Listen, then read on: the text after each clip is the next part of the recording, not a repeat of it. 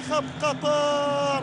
ولاحظ سبستيان الذي أرسل الكرة إلى خلفان إبراهيم خلفان، لكن مرة أخرى خلفان إبراهيم خلفان ينجح في اصطياد ضربة جزاء، لأنه في المباراة الأولى أمام منتخب الإمارات نجح هو الآخر في الوصول إلى ضربة جزاء، وقد تسبب في تلك المباراة بضربة جزاء وسجلها. والآن خلفان إبراهيم خلفان ينجح مرة أخرى بالتسبب بضربة جزاء للمنتخب القطري في مباراة ما شاهدنا فيها فرصة واحدة للقطريين، لكن ما أدراك فلربما المباراة اليوم ترحل لقطر. ضربة جزاء في هذه اللحظات. المنتخب القطري في هذه الأثناء على موعد مع هز شباك مازن الكاسبي. هذا طبعا خلفان إبراهيم خلفان، ولربما التاريخ يعيد نفسه يا أصدقاء.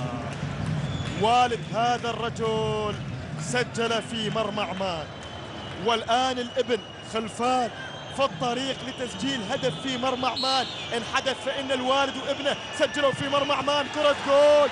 جول في أمسية عودة الروح ويوم رجوع الآمال. العنابي يبدأ بالتهام الحلوى العمانية الآن. ضربة جزاء ناجحة سجلت من خلفان قطر اللي لعبه يسر النظر.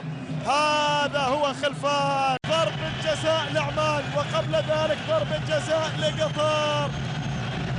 والمنتخب العماني يجد نفسه الآن في وضعية المنتخب القادر على العودة وداويها بالتي كانت هي الداوي. والله عاد في شباك عمان سجل هدف من ضربة جزاء. عاد العمانيين يقولون الآن الرد من ضربة جزاء، من ضربة جزاء مرة أخرى. الأمور أيها الأصدقاء أصبحت الآن مثيرة، أصبحت الآن مثيرة. ولدينا المنتخب العماني يجري عملية تبديل. العمدة العمدة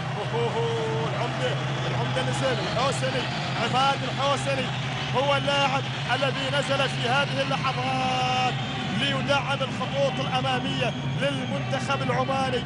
لكن ضربة جزاء عمانية هل تسجل؟ هذه رابع ضربة جزاء في البطولة، واحدة ضايعة، 2 مسجلات.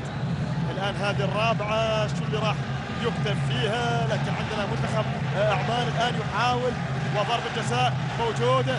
ولدينا الجماهير العمانية حتى الآن تنتظر أخبار سارة، والمحاولة للمنتخب العماني من ضربة جزاء. تقدم، تصويب، تسجيل. الله! أول أهداف أبناء السلطنة في خليج 21 في مباراة البحث عن الأمان. سجل أحمر عمان هدفا رائعا من ضربة جزاء ترجمت بصورة صحيحة، بصورة رائعة.